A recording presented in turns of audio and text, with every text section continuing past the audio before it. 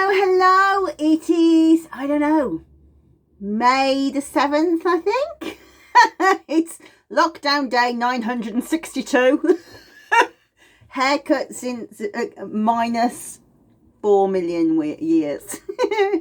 I thought I would pop in and say hello, but also to contemplate the nature of the moon. Did you see it last night? The last supermoon of the year, apparently, a pink supermoon.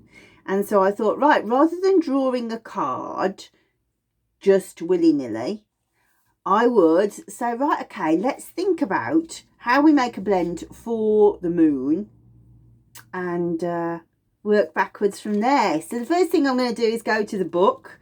I've already done that because you know how long it takes me to find things in here.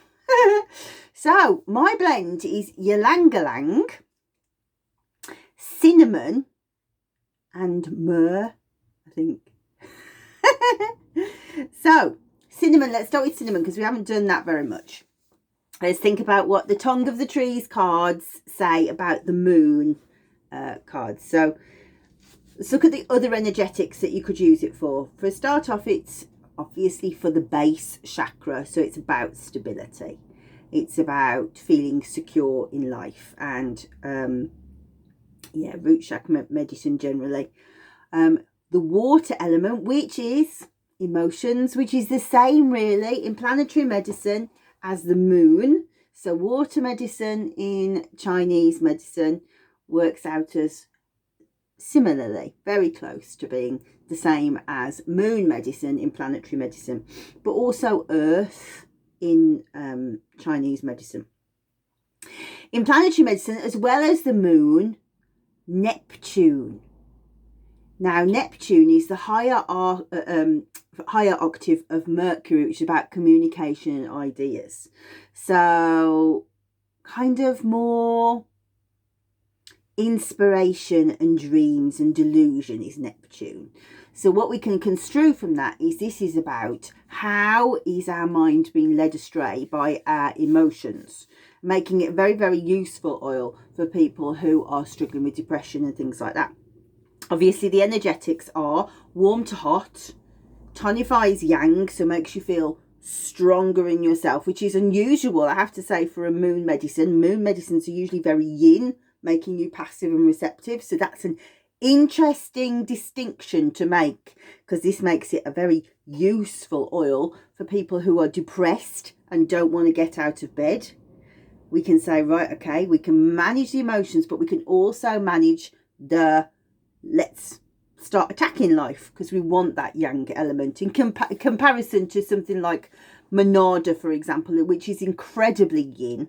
And so it just goes, I'm just going to go to bed and let this happen, which is great if you're ill, but actually if you're trying to come out of depression, it's very difficult.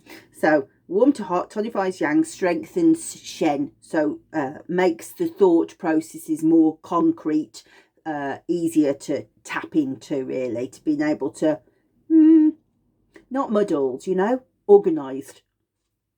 Pacifies kapha. So again, this is the whole thing of you're not going to lie in bed, you're going to get out and do things, but also we're not going to have constipation, catarrh, that kind of thing's all going to start moving. Invigorates pitta, so probably going to start fighting with life. Well, that's good, there's place for that. And reduces vata, and again, reduces vata really is another way of saying strengthens shen, isn't it? That it oh, my hair, sorry. I've got to tell you, I've just had to wash it to come on camera, and then part of the deal for my life is to say I am going in the paddling pool in a minute, even though it's really cold. Really cold. So it's going to stay clean for about 20 minutes. So let's read the poem. For cinnamon, the key word is trust. It says fierce, strong and aggressive. I'm a warrior with your most ambitious interests at heart. Weapons raised, I defend your psyche. I'm your braver, more daring counterpart. I'm the voice on your shoulder, the risk taker, who grabs opportunities and goes with the flow. I'm the inner sparkle of adventure, who recognises comfort but finds it slow. So, Take the leap. I'll act as your parachute.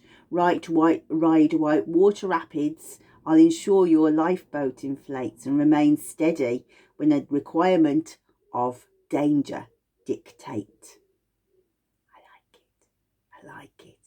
And yeah, as I'm starting to think about lifting the restrictions on the lockdown.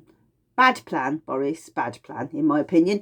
But we're all going to feel quite tentative out there. So cinnamon is interesting that it says, right, you can read the intuition of the mood, but you can be a bit more brave. What else did I say? I said myrrh, I think. Yes. And ylang-ylang. We've read myrrh. A lot of times it comes up a lot, doesn't it? But let's read it again. So this cough, by the way, is my heater. Dust. I am riddled with all manner of allergies because of the lilac. So earth medicine again. So about abundance really, and taking care of yourself and nurturing. And so that's the Chinese medicine.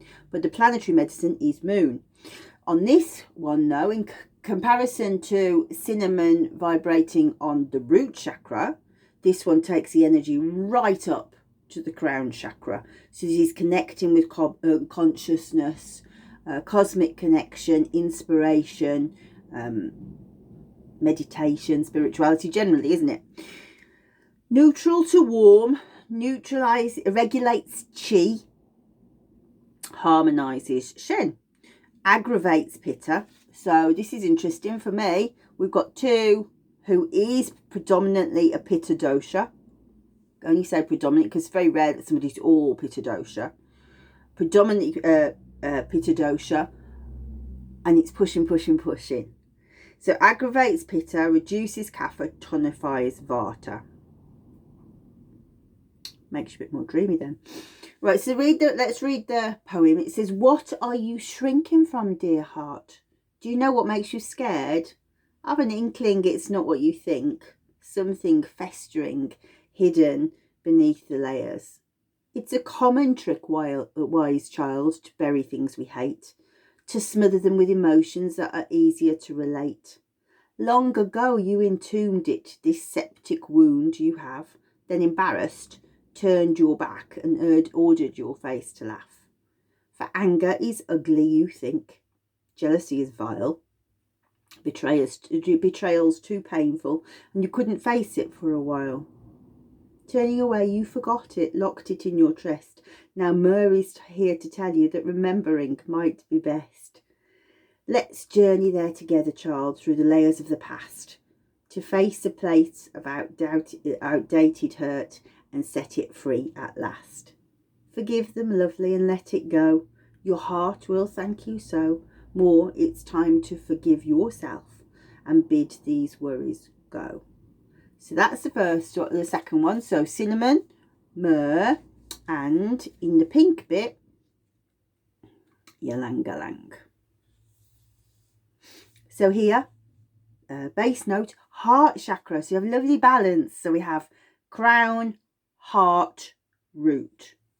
This, however, in Chinese medicine is wood energy and fire energy. But again, we have moon medicine. Neutral action on the body. It regulates chi, harmonizes shen, neutralizes kapha. Poem. Keyword is delight. It says, delight and lightness dance in my scent, warmness of happiness spring in my step. I'm the stifled giggle, the sense of mirth. I'm the sounds of labour as you're giving birth. On days when you're up, I'll calm you down. On melancholy days, chase away that frown. My lesson to you is expression, enthusiasm and pure delight. I want to see your passion, because desire is your God-given right. Show me the excitement that drives you, eagerness that sparks in your eyes. Find fascination that consumes you. Here, ylang-yalang's magic must lie. So that's a lovely, lovely blend, I think. I'm going to work with that today because of the lovely full moon today. But also in contemplation, really, of some things that have struck me, really, about the moon. So at a God-given hour this morning, my daughter rang me coming back from her shift. And I said, how's your day been? She said, although she'd worked through the night, she said, oh, it was lunatics, Mum. And I said, oh, and she said, it's always the same, Mum. Crazies come out for the full moon. Now, for Amy to say that, because she is not spooky like me, she's very down to earth and practical. I said, do they really? She said, oh, yeah. Somebody was trying to jump off the bridge just today. I was like, wow. And apparently each month when this happens, then people's emotions start to go rather awry. And I thought that was fascinating because that's obviously what we talk about in astrology, but we can see it actually from an astronomical point of view straight off. Oddly, I've been collecting some bits and pieces together for VE Day tomorrow, and more to keep Dex occupied than anything, because he's been studying the Second World War at school. But I don't know if you know, both of my grandfathers were very important people in the war. My paternal grandfather was taken prisoner at Arnhem in the film The Bridge Too Far. He's a celebrated soldier. He was in the Paras Regiment, and my grandmother kept every single letter between them when he was in the prisoner of war camp, and all sorts of trinkets. So, for example, there's a tablecloth that I'm going to find this afternoon that marks all the places where the Allies landed. A very pretty pink tablecloth that we'll use tomorrow for tea. And yeah, he kept lots of things from the prisoner of war camp. And then my maternal grandfather helped design the Spitfire and other important planes in the Second World War. So both of them are worth remembering, and we do make a point of making sure that Dexter knows this. And so I was picking out some stories, and I was looking at some stuff about the D-Day landings, and I came across an interesting article that said that they had specifically looked for, there's a lot of written that says a late rising moon because it affected the tides. But when this one particular astronomers looked and said, no, actually, it wasn't a late rising moon. And if it had been a late rising moon, then the tides would not have been correct for the D-Day landings. It was actually a very early rising moon, meaning that they had plenty of light to be able to do things, give them more confidence to do it. So I thought this is very, very fascinating to me, that the moon is coming across in so many different ways for outcomes, and a lot of it had got to do with how people feel. So I thought, right, I'm going to look back at the old notes that come into the knowledge base. I'm not going to go into as deep as them because obviously people are paying to do that, but I thought it'd be very interesting to just think about moon medicine and to make a moon blend. Mainly as well because I, as a Cancerian, really react to the moon a lot. You may notice I have a very red nose today. That's my allergies. But also, I'm very tired because it was just too bright. And I just don't get to sleep. So I stayed up very late watching Save Me Too on Sky, which was super duper. But also today, now I'm very tired and ratty. And I thought, well, is that a link? Is that a link that should be in moon medicine? That if we don't go to sleep, then we don't have the moon medicine, and so therefore we become ratty. It's an interesting thing because you never see that written, but clearly that's a thing, isn't it? Because the moon is the vessel that through which our emotions flow when we look at it in the chart. So are they overflowing, or are they choked or strangled? And if they are, we use these oils to be able to balance this, to be able to say, right, we don't want it to be gushing, but we do want them to ebb and flow. We want that tide of coming and going so that things release. And moon medicine is our deepest needs, our basic instincts, our reactions and our unconscious mind generally. So what's Amy seeing when she goes out in the ambulance? Strange how it does get worse, from what she says, when there's a full moon. And what we can say is that when we use moon medicine, we use the prefix responsive, reflective, receptive. If you think that the sun gives out the moon, gives out heat and light, the sun is our conscious mind. It's reflected back. That's what the moon does. It reflects back the heat and light. Everything is reflective, reactive. And it is most definitely the water element. So it's cooling to pitta. It's overly abundant in kapha. So what you'll see is if somebody has got a lot of tears going on, also imagine kapha as mud, it becomes heavy mud. So thick, congestive sinuses, or maybe compacted constipation, or edema, of course. Puffy eyes. Again, haven't been to sleep, puffy eyes. We see this moon medicine going on. And it's very yin, I've said that. But also, unlike some things that you would see in life, it's both malefic and benefic simultaneously. So it's good to have that medicine, but also too much of it or too little of it can become malefic too. It relates to the past, so things like our habits, our reactions, and it's the mediator between our inner world and our outer world. And how do we have to access that? Have to go to sleep most of the time, don't we? Or we have to maybe go into meditation, which changes our brain waves in the same way as sleep, quietening. It also rules if you are misunderstood, or importantly, if you feel you are being misunderstood. And when do we feel that most? When we're tired. Strange. So there's loads and loads more about that in the knowledge base. But there's a couple of things that I thought were rather nice. So today, I've got to say, poor old Dex, he's hit the wall with boredom. His friends aren't really playing on his games anymore. All he wants me to do is to go out in the paddling pool, which I will do, even though it's cold.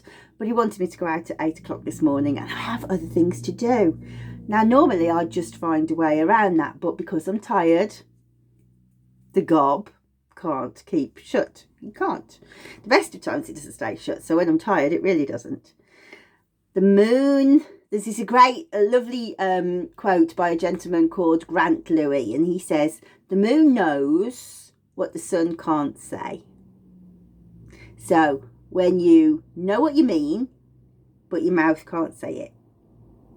When there's a lot of moon, then you blurt things out. He also talks about thoughts that lie too deep for tears. Although I have to say, I feel as much that is Pluto medicine, especially Scorpio. Think about what pushes your buttons, what makes you sensitive. And of course, it's the gateway to the unconscious. So I thought we were talking lots about the psychological points, but I thought I would also talk about the physical side, in case that's not clear, that is covered in the knowledge base. So body parts that are ruled by the moon are your hypothalamus. So think about how your hypothalamus is part of the HPA axis and how it perceives danger. You know, it's what says, is this dangerous, is not dangerous. But also,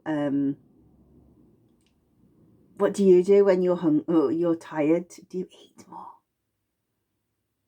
Hypothalamus rules appetite. So if you've got the tired munchies, which I have the tired munchies, the okay munchies, the birthday munchies, the not birthday munchies, the days in a Y with a Y in them munchies, and asleep munchies and awake munchies. have them all. But particularly when I'm tired. Particularly when I'm tired and stressed. I am a definite stress eater. Hypothalamus. Rules your boobs. Your uterus and fallopian tubes. They are ruled jointly by Cancer because that's the mother sign, but also Scorpio because that's the sexual reproductive sign. So, yeah, kind of the anatomy and physiology splits it, which we'll go into more on the knowledge base. It rules the fluids of the body. Of course, that's your tides. So things like your water, but also tears, puffiness, menstruation, kidneys. It rules the consistency and strength of the blood, although the blood flow is ruled by Mars. Along with the sun, it rules your heart. Along with Jupiter, it rules the lungs. And if you read Vedic texts, Vedic astrology is slightly different in that Vedic astrology puts the moon as the main thing that's that rules the chart. Western astrology puts the sun at the centre of the chart, which also would rule medicine and the conscious mind, whereas they are ruled by something that is the unconscious mind, and that gives a really interesting change in how the whole of the Western Hemisphere sees medicine in a completely different way to the Eastern medicine. I find that fascinating. But anyway, the Vedic texts say that in a, let me read it so I get the right way around. In a woman, it rules the right eye. In a man, it rules the left eye. Of course, it rules mind and psychology. It rules the alimentary canal and the stomach, and it reacts to our fight and flight through past history and past memories, because the moon also rules nostalgia and your vintage and your history. So I thought that I would also just pick out a bit from my Clary Sage book that I am going to copy and paste in for you, because Clary Sage is ruled jointly by Mercury and the moon. And if you look at the cards, it's called clairvoyance. And one of the things that I'm sick of hearing myself say it now, because I say it all the way through all of the projects that we do. Clairvoyance means clear sight. And it's very much to do with the hormonal balance of, are you seeing things as they are, or are you seeing things how your estrogen and progesterone want you to see how they are? And so that's an interesting passage, really, talking about how the moon medicine is. If you want to read about Mercury, then you're going to have to write the book. So there's your blend today. The moon was full in England at 6:54 this morning, so we're very much still in the moon energy. And yeah, I'm interested really in, I'm going on to a whole new topic now, but my brain's taken me there. If you look at the astrology of now as an era, we have this strange conjunction between Saturn and Pluto, which clearly seems to be driving the virus. For until the middle of April, it also is in conjunction with Jupiter, and Jupiter is a planet of expansion, so it was ruling spread, but it's gone retrograde now. So what's going to be very interesting and terrifying to watch is what happens in September when Jupiter goes direct again, and it's the same time as the schools go. The kids go to their different universities and move across the countries. Probably the pubs will open, and if you look at it astrologically, it's going to absolutely explode like we have not seen anything before. So from that point of view, now I'm thinking about that. I'm thinking, right, okay, how do we use our oils to navigate challenges like that? Now, I've no intention of making a YouTube channel that goes through the astrology of like, this is Cancer, these are your houses and stuff. But if you're interested in that kind of stuff and you think, right, okay, I'm listening to somebody who's talking about that. Like I say, I always watch Amber Khan, but she's more astrology.